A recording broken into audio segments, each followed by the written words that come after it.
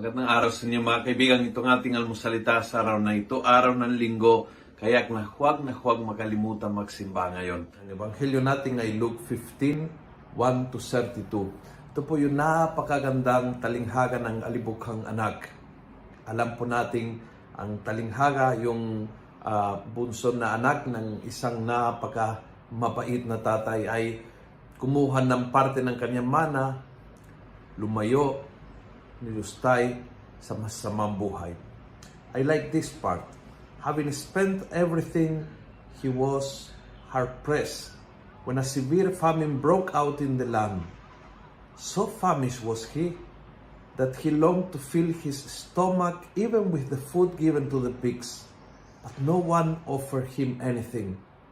Finally, coming to his senses, he said, I will get up and go to my father.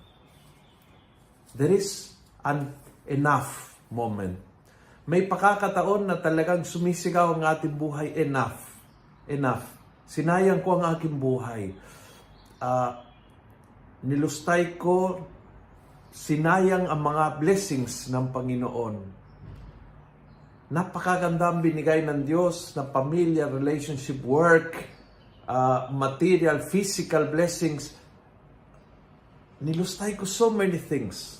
Pinakawalan ko so many things. Ang kasalanan ay naging magnanakaw ng aking kaligayahan, naging magnanakaw ng aking pag-asa, naging magnanakaw ng aking kinabukasan, and I say today, tama na, enough. I have enough of throwing away the grace of God.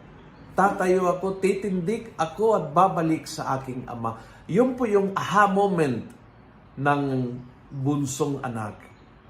And I really pray na para sa iyo, para sa akin, para sa ating lahat, ngayong Kwaresma, ay makakaroon tayo ng ganyang enough moment.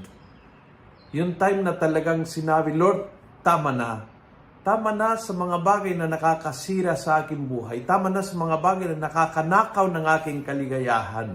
Nagsawa na ako, Panginoon, na suwayin ang iyong kalooban. Enough, I'll go back to you. This is the core of Lent. Ang panawagan, makikipagkasundo tayo sa Diyos. Kung nagustuhan mo ang video ito, please, isang click, pass it on. May mga tao na nangangailangan makinig itong mensaheng ito. Share with others. Punuin natin ang good news ang social media. Gawin natin viral, araw-araw ang salita ng Diyos. God bless.